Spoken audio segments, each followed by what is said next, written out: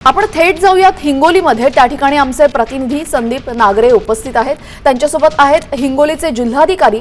त्यांनी भूकंपासंदर्भात नेमकी काय माहिती दिली आहे आपण सविस्तर ऐकूयात। सकाळी 8:45 मराठवाडा हादरला।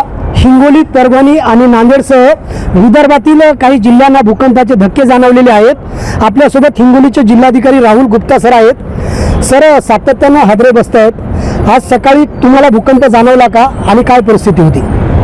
आम्ही जे दररोजचे सकाळीचे काम जेव्हा करत होतो तेव्हा 8:45 जे आहे ते भूकंपाचे झटके आम्हाला जाणवलेले आहेत आणि भूकंपाचा झटका एवढा तीव्र होता आणि त्याच्यामध्ये जे साऊंड होती ती खूप तीव्र होती। ते सर्व नागरिकांना हिंगोली जिल्ह्याचे या भूकंपाचा झटका जाणवलेला आहे।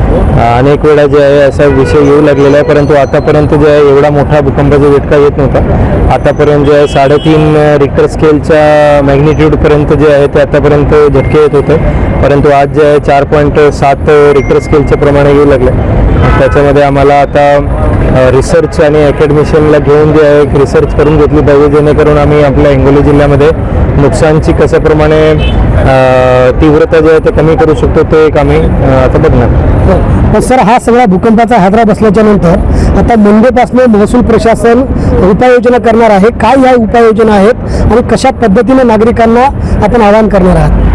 मला असं वाटतं याच्यामध्ये युनिव्हर्सिटीला इन्व्हॉल्व करणं खूप महत्त्वाचं आहे, कारण भूकंपाचे जे डॉक्टर असतो, PhD असतो, त्यांना जे आहे अकॅडमिशियन असतो, त्यांना जे आहे याच्यामध्ये घेण्याचा एक खूप महत्त्वाचा रोल आहे। कारण तो जे आहे आम्हाला हे खरंच सांगू शकतो की ॲक्च्युली काय केलं पाहिजे आणि नुकसान जे आहे ते फार कमी कशाप्रमाणे होईल। आपल्याला सर्वांना माहिती असेल की बरेच देशांनी जे आहे ज्या ठिकाणी भूकंप येत आहे त्यांनी त्यांच्या इन्फ्रास्ट्रक्चर जे आहे अशा प्रमाणे बनवून घेतलेलं आहे ज्याच्यामध्ये नुकसान भूकंप आला पण तरी पण नुकसान होत नाही। तर त्याप्रमाणे जे आहे आम्ही आता अकॅडमिशियनला विचारून जे आहे एक रिपोर्ट बनवून घेणार। सर, या भूकंपाची किती नोंद झालेली आहे आणि याची डीप किती होती?